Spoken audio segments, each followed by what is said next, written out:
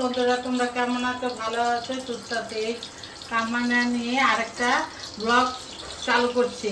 আজকে বানাবো বাঙ্গাল চচ্চড়ি।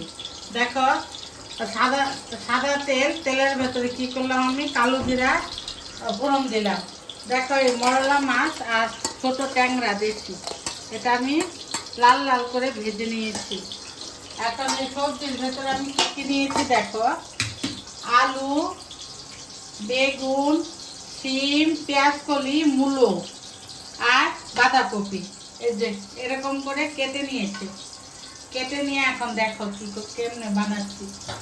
এটা আমাদের বাঙাল রান্না, বাংলাদেশি সাহায্যে।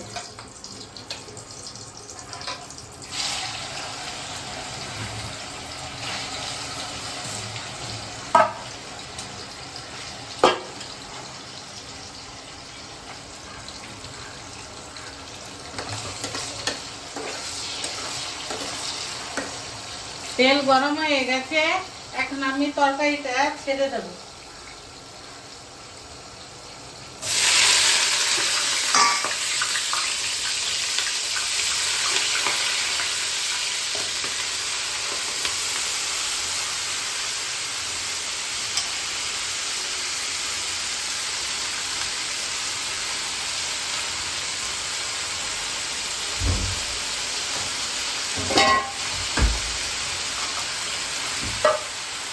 এখন কি করব, এটাকে একটু নুন দিয়ে ঢেকে দেব, তাহলে সবজিটা ভালো করে মজবে।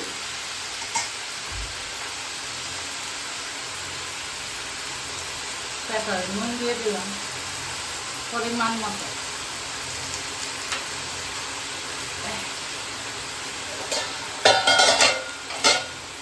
এখন এটাকে নেড়ে একটু ঢেকে দিয়ে দেবো, কারণ নতুন সবজি তো জল বেরোবে এখান থেকে, জল বেরোলে ভালো হবে। আমি এখন ঢাকনা খুলে দিয়েছি, সবজি মজে গেছে।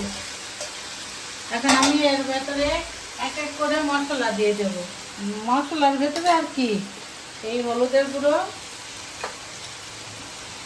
আর একটু লঙ্কার গুঁড়ো, একটু জিরের গুঁড়ো, একটু ধনে গুঁড়ো, অল্প অল্প পরিমাণ মতো।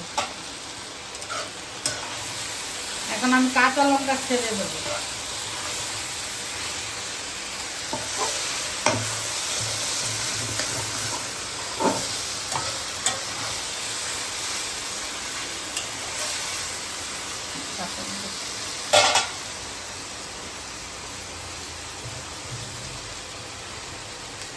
দেখো, কাঁচা লঙ্কা ছিঁড়ে দিচ্ছি।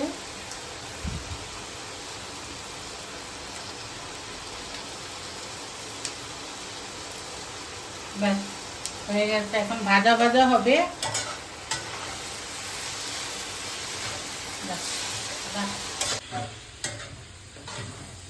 দেখো বন্ধুরা, আমি এখন মাছগুলো কিন্তু ছেড়ে দিয়েছি। আজকে কি যেন কি হয়েছে, লাল লাল হলো না, এই মনে পেঁয়াজ কলি দেওয়াতে হয়েছে কাটা কাটা। এই যে দেখো, এটা হচ্ছে আমাদের বাঙ্গাল চচ্চড়ি, বাংলাদেশে সাহা। দেখো কেমন হয়েছে, তোমরা খেয়ে লাইক কমেন্ট শেয়ার করো গো। তাহলে রাখছি, বাই বাই।